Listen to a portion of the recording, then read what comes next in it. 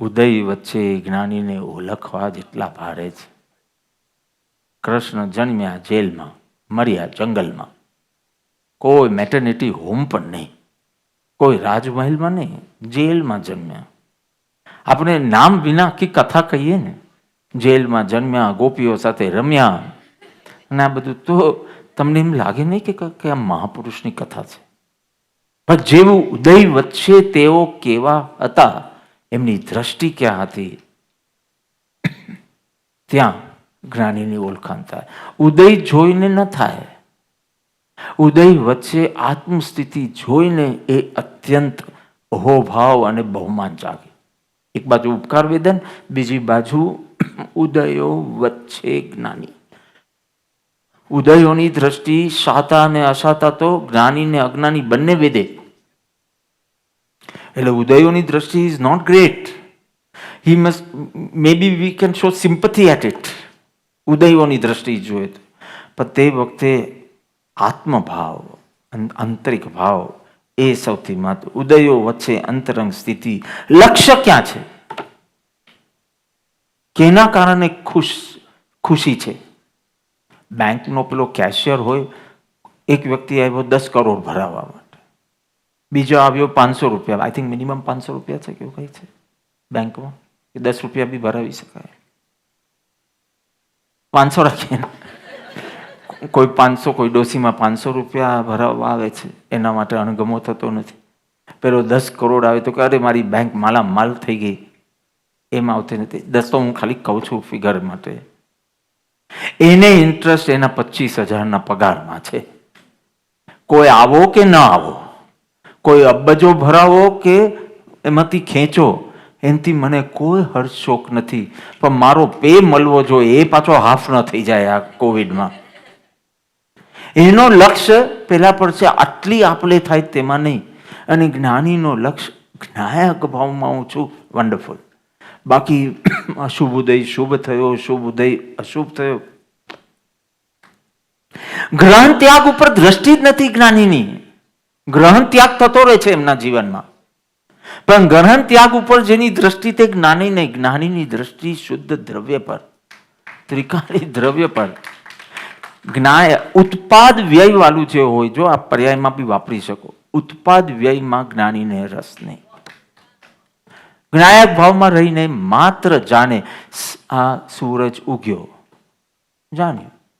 સૂરજ આથમ્યો, જાણ્યું. માંદગી આવી, જાણ્યું. માંદગી ગઈ, જાણ્યું. રાગ ઉત્પન્ન થયો, જાણ્યો.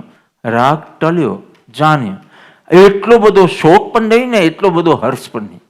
રાગ જાગ્યો તેનો શોક પણ નહીં ને રાગ ગયો તેનો હર્ષ બી નહીં. જેની દ્રષ્ટિ ધ્રુવ પર છે, બધું જ જાણે. જ્ઞાયકતાના કારણે બધું જાણે, પણ માત્ર જાણે. જેમ તમે એમ જાણો કે આ શનૈ આગળ બેઠો છે, એવી તે બહિરંગ અને અંતરંગ જગત. બહિરંગ જગત એટલે જગત of objects, world of objects. અંતરંગ જગત એટલે world of thoughts and emotions. બહાર ઓબ્જેક્ટ્સ, પદાર્થો, ભીતર વિચારો અને લાગણીઓ.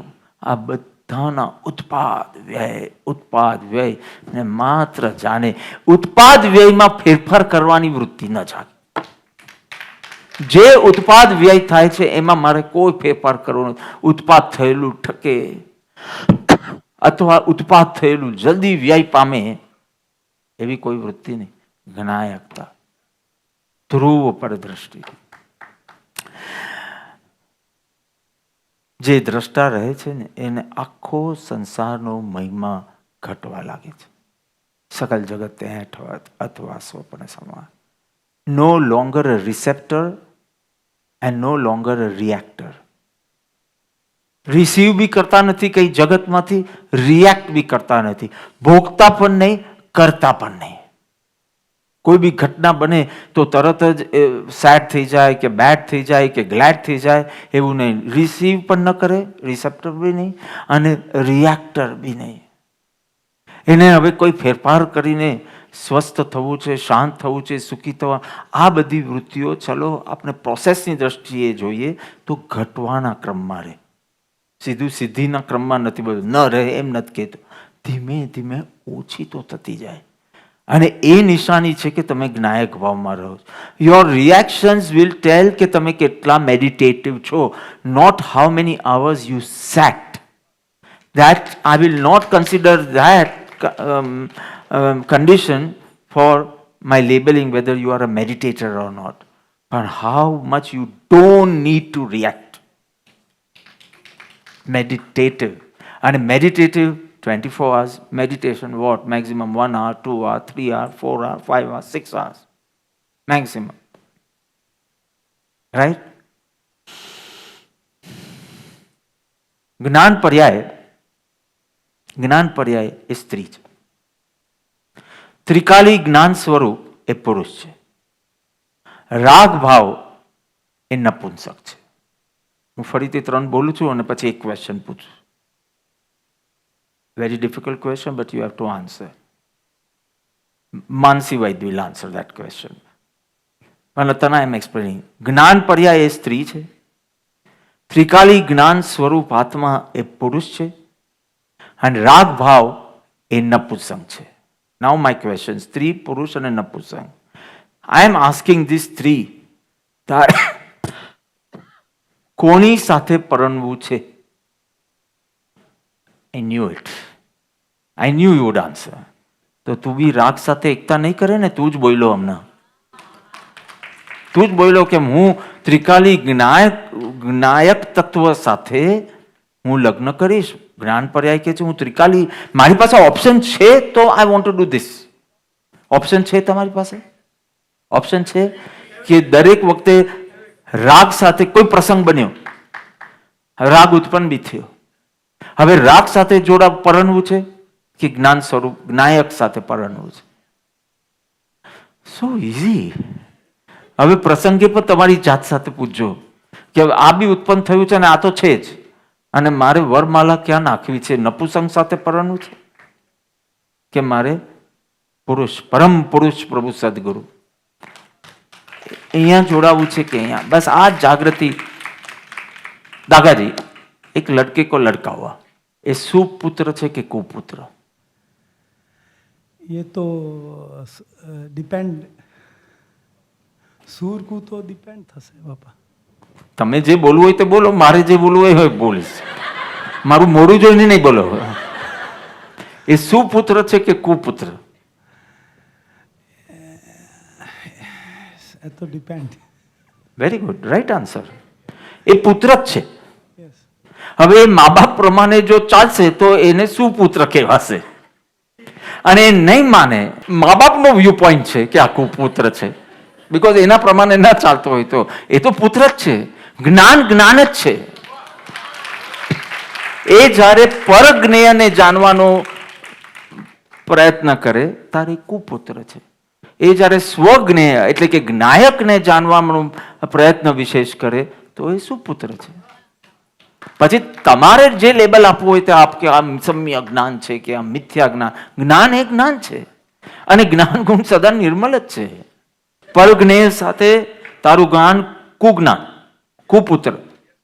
સ્વજ્ઞેય સાથે સુपुत्र, સુજ્ઞાન, સમ્યક જ્ઞાન. Very simple. અપૂર્વનો પક્ષ લે તો અપૂર્વ વીર્ય સ્ફુરશે. અપૂર્વનો પક્ષ લે, શુદ્ધાત્માનો પક્ષ લે અને પછી જો કેવું વીર્ય ઉછળે છે. સાચી રુચિ તો એને કહેવાય ને કે સાંભળે, બરાબર પરિચય પામે અને પછી પ્રયોગ કરે. સાચી રુચિ એને કહેવાય. કોઈ કે મોલ્ડીવ્સ બહુ સરસ જગ્યા છે જવા માટે, આમ છે આમ છે. તમે સાંભળો, તમે વધારે એનો પરિચય પામો. ભાઈ કેટલા પૈસા લાગશે, કેટલો ટાઈમ લાગશે ત્યાં પહોંચતા, કઈ સિઝનમાં જવા જેવું છે, વધુ ઊંડો પરિચય પામો અને પછી પ્રયોગ એટલે કે તમે પ્રયત્ન વિશેષ કરો. એને સાચી રુચિ કહેવાય. સાંભળીને તાલી પાડીને કંઈ ન કરવું એને સાચી રુચિ ન કહેવાય. એક દિવસ મેં નેમીજીને પૂછ્યું હતું કે પ્રભુ લખે છે કે એક તનખલાના બે ભાગ કરવાની સત્તા પણ આત્મામાં નથી. શું? તનખલું એટલે બ્લેડ ઓફ ગ્રાસ. એક તનખલું, એના 2 ટુકડા કરવાની સત્તા છે, પણ હવે તમને ન સમજાય તો શક્તિ લઈ લો હમણાં. આમ તો સત્તા અને શક્તિમાં બી ફેર છે, પણ એટલી બી શક્તિ કોઈ આત્મામાં નથી. આ આત્માની વીકનેસ બતાવી કે સ્ટ્રેન્થ? મેં નેમીજીને પૂછ્યું હતું, મેં તો દેખી તો એમ લાગે કે વીકનેસ, કે આત્મા એક બ્લેડ ઓફ ગ્રાસના 2 ટુકડા નથી કરી શકતું, સો વીક. પણ actually it is showing strength of સ્વાધીનતા. 2 દ્રવ્ય કેટલા સ્વાધીન છે, એક દ્રવ્ય બીજા દ્રવ્યનું કરી ન શકે. ને પોતાનો સ્વાધીન સ્વરૂપ જેમ જેમ સમજે તેમ તેમ તું પરને હવે દોષી માનશે જ નહીં, કારણ કે કોઈ કોઈનું કરી જ શકતું નથી. If any misery I am experiencing, it is just because of me, because nobody can interfere in my territory. તો એક બ્લેડ ઓફ ગ્રાસ, એક તનખરાના 2 ટુકડા કરવા જેટલી પણ સત્તા આત્મામાં નથી. એ આત્માનો પાવર દેખાડે છે, આત્માની સ્ટ્રેન્થ દેખાડે, કેવું સ્વાધીન દ્રવ્ય છે કે દર્શન મોનીય કર્મ પણ એમાં કાંઈ ન કરી શકે. એ ઝૂકે, એ સંધિ કરી લે, એ જાગૃત ન રહે તો ગમે તે થાય, પણ કોઈ કર્મનું પરમાણુ પણ એનામાં કંઈ કરી શકે નહીં.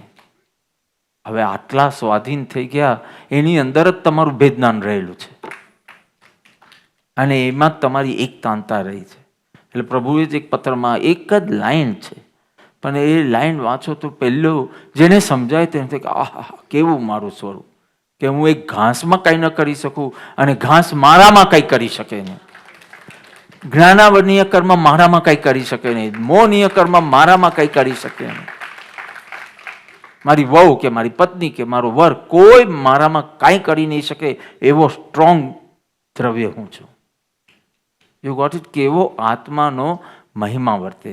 અને આવા આત્માના મહિમા, ગઈકાલે જ મેં યોગા પહેલા પૂછ્યું હતું, મેં સાકર કેવી? અપૂર્વ, સાકર કેવી? તું કેવો? કડવો. કડવો કે છે. ભગવાને કીધું શુદ્ધ બુદ્ધ ચૈતન્ય ગણ સ્વયં જ્યોતિ સુખધામ. એક કડવો, એ ભગવાનથી વિપરીત બોલે છે. તો કોઈ કહેશે, કોઈ દોઢ કહેશે હું શુદ્ધ, કોઈ કહેશે નિશ્ચય નહીંથી હું શુદ્ધ ને વ્યવહાર નહીંથી હું કડવો. એ તો સાવ નકામો ને નાલાયક છે, જે આખો દિવસ નિશ્ચય વ્યવહાર એક વાર બરાબર કરી તત્વ નિર્ણય કરવા માટે જરૂર છે. ભાઈ ફોરગેટ ઇટ. પછી બોલો આત્મ ભાવના ભાવતા જીવ લહે કેવલ ના.